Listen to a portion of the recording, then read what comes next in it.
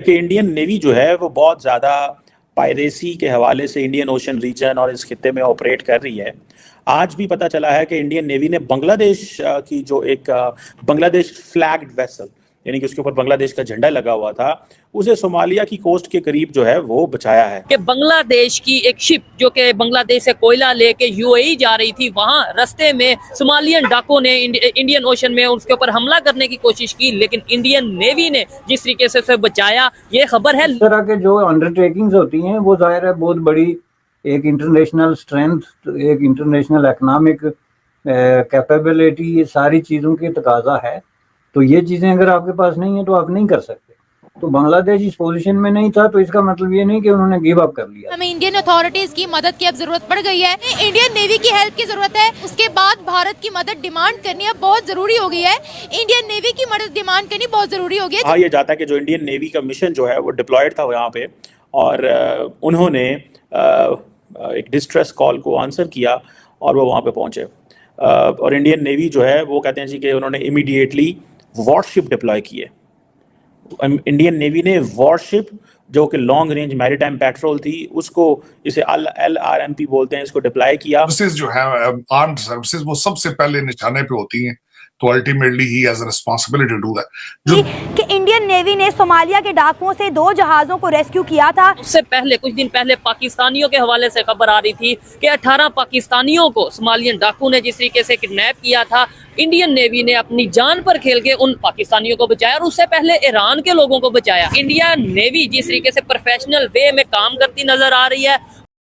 दोस्तों नमस्कार, आज का वीडियो काफ़ी इंटरेस्टिंग होने वाला है। दोस्तों आपको पता है भारत की जो नेवी है इस समय अरेबियन सी में या हिंद महासागर में किस लेवल पर ऑपरेट कर रही है। हर जगह जो पायरेट्स है या जो यहूदियों के हमले हैं उनको कैसे न्यूट्रलाइज कर रही है, वही भारत की नेवी ये नहीं देख रही हो किस कंट्री की मदद कर रही है, चाहे वो पाकिस्तानी वॉरशिप था, फ्लैगशिप था, या बांग्लादेशी या ईरानियन या श्रीलंकन, कोई भी हो, भारत बिना भेदभाव के उनकी मदद करता आया है। दोस्तों अभी लेटेस्ट जो बांग्लादेश है उसके जो फ्लैगशिप था उसको सोमालियन पायरेट से बचाया है भारत ने, जिसको लेकर पूरे पाकिस्तान में इसकी बात हो रही है कि देखो भारत किस तरीके से ऑपरेट कर रहा है और हम कुछ भी नहीं कर पाते। दोस्तों एक बार पहले ये वीडियो देखते हैं। जो है वो बहुत ज़्यादा पायरेसी के हवाले से इंडियन ओशन रीजन और इस खित्ते में ऑपरेट कर रही है। आज भी पता चला है कि इंडियन नेवी ने बांग्लादेश की जो एक बांग्लादेश फ्लैग्ड वेसल, यानी कि उसके ऊपर बांग्लादेश का झंडा लगा हुआ था, उसे सोमालिया की कोस्ट के करीब जो है वो बचाया है। और ये बेसिकली वही पायरेट्स थे जो कि कोस्ट ऑफ सोमालिया में जो ये कश्ती गुजर रही थी, वेसल गुजर रही थी, और ये कोयला लेके जा रही थी मोज़म्बिक की तरफ, from Mozambique to the United Arab Emirates, जब इसके ऊपर ये अटैक हुआ। और कहा यह जाता है कि जो इंडियन नेवी का मिशन जो है वो डिप्लॉयड था यहाँ पे, और उन्होंने एक डिस्ट्रेस कॉल को आंसर किया और वो वहाँ पे पहुँचे। और इंडियन नेवी जो है वो कहते हैं जी कि उन्होंने इमीडिएटली वॉरशिप डिप्लॉय किए।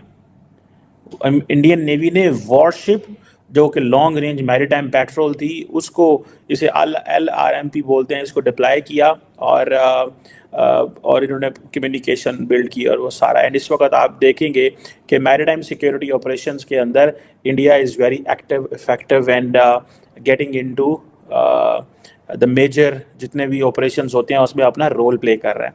कल भी मैंने आपको बताया था that why China is not playing its role and not responsibility in the Red Sea area, और ये जो सारी है इंडियन नेवी जो है वो ये क्यों कर रही है, ये क्वेश्चन था ना कि क्यों कर रही है।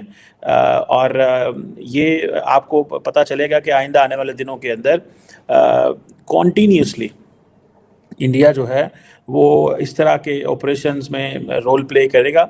इससे पहले आपको पता है वो भले इंडियन के लोग हों, ईरान की शिप्स हों, पाकिस्तान के लोग हों, इंडिया ने थोड़ा एक्टिवली रोल प्ले किया। आपको पता है ये जो इंडियन ओशन रीजन है, अगर जो इंडिया की डेफिनेशन है ना इंडियन ओशन रीजन की, क्योंकि इंडिया अपने आप को कहता है कि हम नेट सिक्योरिटी प्रोवाइडर हैं, ठीक है, और इंडिया का जो एक इंडियन ओशन का जो इंडिया का एक जो स्ट्रेटेजिक मैप है इंडियन ओशन का, जिसे इंडिया कहता है कि ये हमारे एरिया ऑफ इन्फ्लुएंस में आता है, that starts from the Cape of Good Hope in South Africa and it reaches till Australia.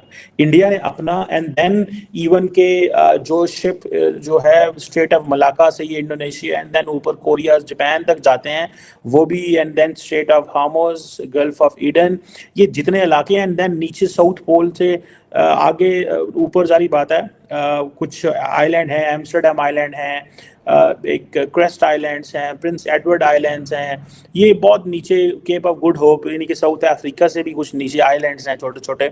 India कहता है जी ये सारा हमारा इलाका है और हम इसे इंडियन ओशन रीजन कहते हैं। और जो जैसे कहते हैं ना इंडियन ओशन इनिशिएटिव जो उन्होंने लिया हुआ है कि इंडिया बेसिकली एक डेटा ड्रिवन अंडरस्टैंडिंग जो है वो अडॉप्ट कर रहा है कि इंडियन ओशन के अंदर इकोनॉमिक, पॉलिटिकल, मिलिट्री और इसके जो जोग्राफिकल फीचर्स हैं उसको वो समझ रहे हैं, उसके ऊपर काम कर रहे हैं और वो कंटिन्यूसली एक ही बात कर रहे हैं कि भाई इस ये जो रीजन है इसमें आप देखें कि जो 2/3 ऑफ वर्ल्ड्स ऑयल शिपमेंट है, फिर जो मेजर ग्लोबल एक्सेस है फूड को, जो प्रीशियस मेटल्स हैं, एनर्जी रिसोर्सेज हैं, सो आप इसको ये देख लें कि कहाँ पे अफ्रीका की ईस्टर्न कोस्ट से शुरू होना, केप ऑफ गुड होप ये जो इलाका है वहाँ से शुरू होना और वेस्टर्न कोस्ट तक, ठीक है जी, ये जो है तकरीबन कहा जाता है कि 39 नेशंस हैं विद 2.4 बिलियन पीपल है, जिसमें लार्जली तो इंडिया और चाइना के ही अपने लोग हैं लेकिन बाकी ममालिक भी इसमें आते हैं। सो इसीलिए इंडियन ओशन की जो ये consider India navy considers them as critical waterways. Indian navy ने बांग्लादेश की शिप जोन सी है वो जो यूएई जा रही थी कोयला लेके, उसे सोमालिया के डाकुओं से बचा लिया कुछ दिन पहले। हाँ। भाईजान बात यह है कि जो इस वक्त पाकिस्तान में हालात चल रहे हैं पॉलिटिकली भी, इकोनॉमिकली भी और दीगर अदर क्राइसिस चल रहे हैं, तो उसको अगर आप सारी चीज़ें मद्देनजर रखें तो बांग्लादेश हम लोगों से बहुत आगे है, क्योंकि वो लोग सिर्फ अपने मुल्क का सोचते हैं, अपने अवाम का सोचते हैं। हमारे मुल्क में ऐसा कुछ भी नहीं है। ठीक है, नहीं, और ये ठीक है, सोचते हैं, पाकिस्तान से हमें भी मोहब्बत है, लेकिन मेन मैं जो सवाल करना चाह रहा हूँ, इंडिया किस तरीके से उनके साथ रिलेशन बेहतर रखे? बेसिकली नेबर है और इंडिया के उनके साथ अपने जाती मुफादात हैं, सारी बेसिकली मुफादात की गेम है और मुफादात को लेकर सारे मामला चल रहे हैं। नहीं तो ये गलत बात है आपके ख्याल से? लेट्स सपोज इंडिया अगर अपना फायदा सोचता है, बांग्लादेश अपना फायदा सोचता है, अफगानिस्तान अपना, ये गलत बात है। ये तो जो हमारे पॉलिसी बनाने वाले हैं, जो पॉलिसी मेकर हैं, ये चीजें तो उन लोगों को सोचना चाहिए ना, जो आपकी खारजा पॉलिसी डिसाइड करते हैं, फॉरेन पॉलिसी डिसाइड करते हैं, उन्हें सोचना चाहिए कि वो कुछ ऐसी पॉलिसी बनाए जिसकी बेस के ऊपर बांग्लादेश के साथ, अफगानिस्तान के साथ और इंडिया के साथ ताल्लुकात को बेहतर किया जाए। लेकिन आज के दौर में वो लोग, हम अगर कर भी लें, हाँ नो डाउट, या फॉरेन पॉलिसी बेहतर करेंगे, क्रॉस बॉर्डर का टेररिज्म के हवाले से जो उनका शिकवा। जी दोस्तों, तो देखा आपने वीडियो कैसे पाकिस्तानी पत्रकार और जो वहाँ के लोग कैसे बात कर रहे हैं भारत की नेवी के लिए कि भारत एक नेट सिक्योरिटी प्रोवाइडर बन चुका है अरेबियन सी और जितना भी ये अरेबियन जो गल्फ़ है वहाँ से लेकर, और दूसरा पूरा हिंद महासागर वहाँ कैसे कवर दे रहा है, हर जो छोटे देश है उन नेवियों की उनकी मदद कर रहा है। और दोस्तों ये पहला मामला नहीं है, पिछले 4-5 महीने के अंदर अंदर भारत ने अपने जो मार्कोस कमांडो है नेवी के, उनकी हेल्प से बहुत सारे देशों की मदद की है। और SOS कॉल आने के बाद भारत के जो कमांडोज है वो ड्रोन और टेक्नोलॉजी से लैस होकर लाइव एक तरीके से ऐसे लाइव ऑपरेशन चलाते हैं और फिर वो वीडियो बाद में रिलीज़ करते हैं अपने ट्विटर हैंडल पे, जिसको देखकर पूरी दुनिया भारत की तारीफ़ करती है कि देखो भारत एक मिड साइज पावर होने के बाद भी कैसे ऑपरेट कर रहा है। जो काम एक समय पर अमेरिका और जो दूसरे वेस्टर्न कंट्री बड़ी पावर है ये करती थी, वो आज उसी लेवल पर काम भारत कर रहा है।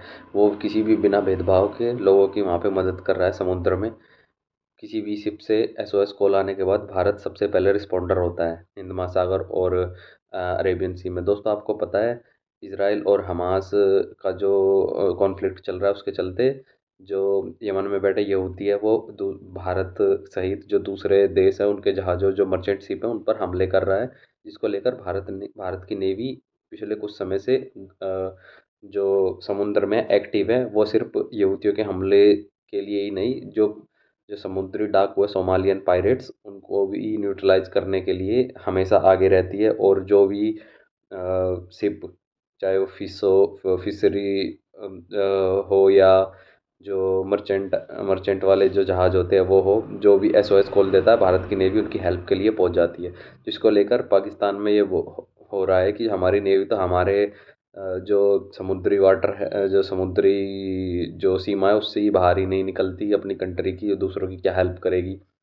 तो दोस्तों ऐसे ही आप बताएंगे वीडियो देखकर आपको क्या लगता है, हमें कमेंट करके कमेंट सेक्शन में बताइएगा। और ऐसे ही आने वाली वीडियो के लिए हमारे इस चैनल को ज़रूर सब्सक्राइब कीजिए। आपका वीडियो देखने के लिए बहुत बहुत धन्यवाद दोस्तों।